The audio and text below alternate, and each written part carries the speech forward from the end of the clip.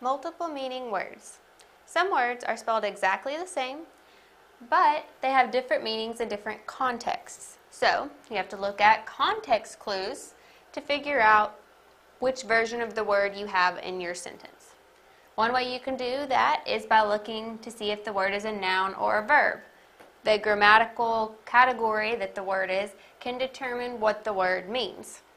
And vice versa. If you aren't sure of the pronunciation, but you know which version of the word is being used, you can figure out what the part of speech is. So let's look at our first example.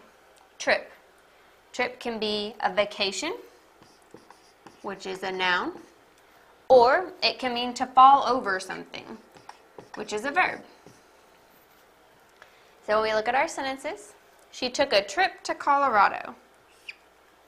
If you aren't careful, you might trip over that step. In this sentence, she took a trip to Colorado.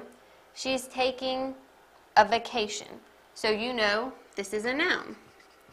Alternately, you could say, oh, a trip is a thing you might take, so it's a noun, so it has to mean vacation.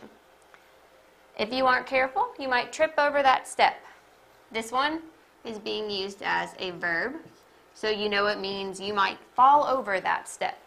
Alternately, you could say, you might trip over that step. Oh, in this sentence, trip is something you're doing, so it has to be a verb in this sentence.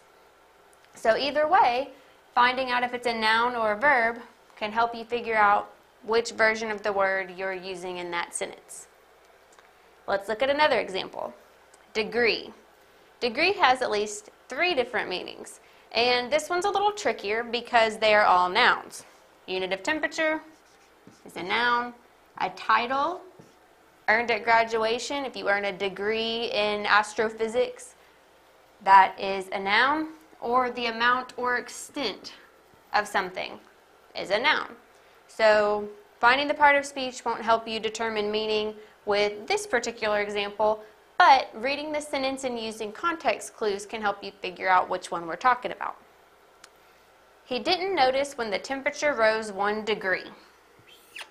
Okay, and this one, he didn't notice when the temperature rose 1 degree. You can look at temperature to know that this one is talking about a unit of temperature. So you're using your context clues to figure out the meaning of this word. Our next one, the business is only hiring someone with a degree. So are they hiring someone with a unit of temperature? Everyone has a temperature of something. Are they hiring only people that have earned a title through graduating? Or are they only hiring people with an amount or extent? And that one didn't really go any further, so it wouldn't be the amount or extent of something.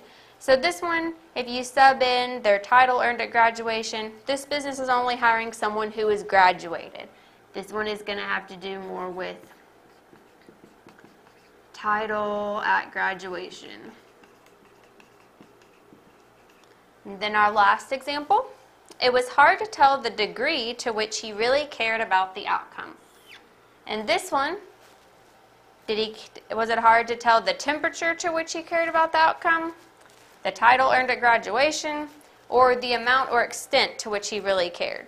And in this one, it's the amount or extent to which he cared. Maybe he didn't care that much about this, and so it was hard to tell, or maybe he was keeping his emotions inside, and so it was still hard to tell the degree to which he cared. So whenever you're finding words that could mean more than one thing, our special multiple meaning words, you want to look and see the context around the word. Look at the whole sentence to see what would make sense. And if you know multiple meanings of a word, try each definition that you know to see which one makes sense so you're understanding the sentence correctly. Those multiple meaning words can be tricky.